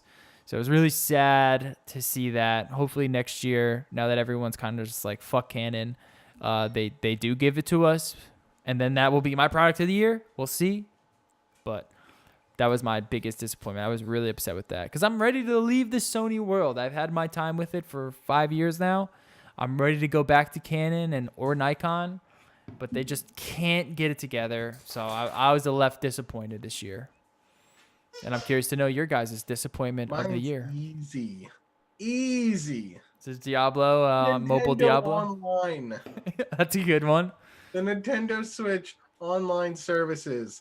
Easily the most like the like GIF from Malcolm in the Middle where he's like, I expected nothing and I'm still disappointed. Yeah, that's how I feel with the Nintendo Switch. See, I expected nothing and I wasn't disappointed because I knew how bad it was gonna be. I did too, but it's still no excuse for how disappointed I am that people saw $20. This must mean it's fixed. No. I'm disappointed in people too on that one. Like, yeah. I looked into the face and was like, yeah, I'm also disappointed in Mario Tennis Aces. That was a disappointing because that was such a great, fun little game. I mean, I sunk at least 120, 130 hours into it. You were number 5 in the world, right? Yeah, I was number 5, ranked number 5 in the world. There's only a couple players better than me, Pelu Pelu being one of them. And fuck, man. I just haven't played it in months, and I don't think anyone else has. So it takes you 45 minutes to get into a game, and it's a worldwide server now. So that just goes to show you how many people are playing that game. CPUs. Oh, just in general? Just in general. Yeah. Like they were disappointing. Traditional x86 CPUs. I mean, RTX was really disappointing as well, though. And GPUs. Yeah, that's why I yelled out tech. It was like, yeah, for the most part, this was kind of a really disappointing year. Yeah. Well, it's been an expensive year. It's an expensive year, but if you're looking for budget anything, this was not the year for you. Like I mean, RTX seems really cool, but again, it's too early. Like it's finally we got like a week and a half left of the year, and we're finally seeing 2 games that one game that has RTX and one game that has DLSS. Yeah. That's it. Yeah. So like it does seem promising. Like it seems promising, but at the same time, it's like, who cares this year? Yeah. You shouldn't, because there's nothing to care about this year with it. Yeah, I didn't buy a GPU this year, and I usually buy every new GPU that comes out. I didn't buy a new CPU this year, and I've been due for an upgrade for the past year or two. Like ARM stuff has been the only thing that's made any gains this year when it comes to like CPUs and GPUs. It was like Apple's ARM stuff, but ARM stuff in general. Yeah, like, ARM had a pretty good year. Everything else has been fine. But that also kind of makes sense because that's where a lot of the money's going right now. Everyone wants to make that killer laptop that's running on ARM. I want that, and I want that killer ARM stuff. Yeah. But like it's been still a really disappointing year in general for just tech stuff, in my opinion. Yeah. Like some of it's been really cool, but then like a lot of it's just been like if you want like a cool laptop, you got to spend like $4,000 now. You know, like for a nice gaming laptop for like a top end Razer or a top end MacBook, you got to spend like $4,000. And then there's just the PC market. I mean, if you upgraded last year, you're fine. Yeah, you know? It's barely better.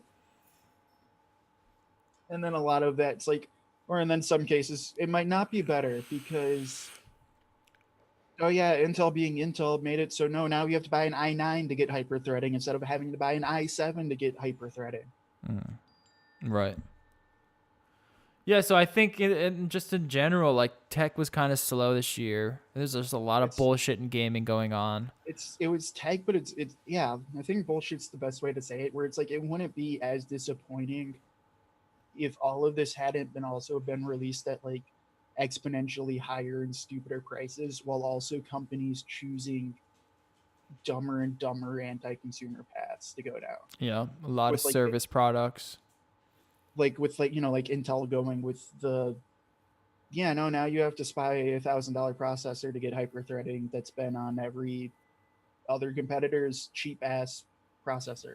Yeah. You can buy every ARM processor has hyper-threading, but if you want it from Intel now, you have to spend $1,000. I mean, even the kind of like the audiophile market was like super slow this year. Like all headphones, it was just Bluetooth noise canceling headphones this year, and they all sound the same. They all sound like shit. Yeah. No, they don't sound like shit. They just kind of sound the same. It's just like I mean, well, I say they you're sound spending like $400 on a headphone where well, that's why I say they sound like shit. They don't sound like shit. just compared to what you can get. But well, exactly. If you compare it to what I'm used to getting out of a $400 headphone, it's Yeah. shit. Yeah.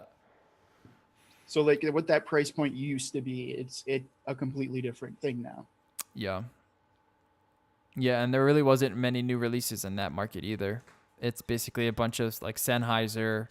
All of those companies are just looking to create Bluetooth options, and they're good, but you have to pay for that noise canceling feature. You have to pay for that wireless feature, and you're ending up spending $350. That's the price for wireless noise canceling headphones now.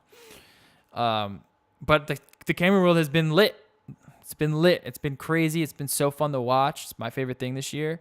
It was disappointing to see Canon, but Nikon and Fuji really stepped up. Panasonic is stepping up this year, or 2019, I should say, with their new SR1 release. So I'm excited to see what they bring to CES. And I can't wait to see where else we go with it. But that was really it. And it was really driven by how crazy of a release Sony had. If Sony wasn't there, then we'd have a fucking boring photography year as well. Well, that's pretty much it, man. I think that's it for the show. That was 2018 in a nutshell. Sort of. 2018's been crazy. It's been crazy disappointing. Yeah. Gaming was pretty good. Gaming was pretty good. We had a couple really good releases, but there was also a lot of bullshit. There's a lot of bullshit in gaming. Nintendo's release, you had the whole Diablo thing, you had the whole Fallout thing. I mean, there was just, if we really sat down and thought about it, I'm sure every week we had some sort of crazy gaming story to talk about, for the most part. At least one. And then, like on the PC side, just, RTX just ended up being a dud. Too expensive, just not ready yet. Intel just couldn't get it together. And, Apple is really just doing what Apple does. Just, releasing cool stuff, but there's no value to be had. You're not saving any money going to Apple anymore. And then we saw Google sort of, with the whole Congress hearing, Google's kind of in a tough position with just everything going on with politics, and then YouTube and Facebook. Yeah, Facebook's been like just every constantly in the major news. company is under the fire, basically. Yeah, Amazon is in there as well. I mean, it's just been a pretty dramatic year, and I'm happy it's ended. 2019 is looking like we're on a nice path to redemption. So Maybe- hopefully being better. Yeah, we're gonna get some cool tech. I can feel it. We're gonna get the new Sony A7S III. We're also going to see Canon and Nikon compete there, so photography seems more fun as well. Now that the whole Bluetooth noise canceling craze has kind of died down, maybe we'll get some good, like crazy audiophile equipment out of that in the wireless space. And then, of course, gaming. I see gaming not slowing down next year either, but then again, this is sort of like the period between new consoles, so who knows? And at the same time, though, like, I think consoles are different now. And I think they're actually keeping to that kind of, it's a computer mindset. Yeah. So I don't think anything's going to slow down that much. Yeah. But at the same time, like, I'm excited for CES this year. Yeah. That's usually not a thing. Yeah. Like, I'm usually excited that, like, oh yeah, at CES you'll see stupid cool shit that's usually pretty dumb. Yeah. But like this year, I'm actually like, hey, this could be cool. And the first day of CES will be the day that we actually come back. So we're going to take 2 weeks off. We're taking next week off because it's Christmas, and the week after because it's New Year's. So we'll be back January 8th. We'll see you guys next year, and then that'll be the first day of CES. And we film the show later, so we should have the first day of CES coverage for you. And then I think, 2 or 3 days? So maybe we'll figure out a way to kind of cover the rest maybe we'll do a late tech show that week. That way we can get the rest of the CES coverage in there. And that'll be the start of 2019. That should be a good show. And yeah, thank you all for listening. We'll catch you guys in 2 weeks. Make sure you follow us over on our website, nolife.digital, as well as Instagram and Twitter at nolifedigital. Have fun, everyone. Have a good, happy holidays. Merry Christmas. Happy Kwanzaa. Happy Hanukkah. The war on Christmas is real. Happy Festivus. Happy Festivus. Happy Christmaka. Crimbus bush. Happy Crimbus. Trim your Crimbus bush. We will Christmas end on Hanukkah. that. We will end on trim your Crimbus bush. Bye-bye. Peace.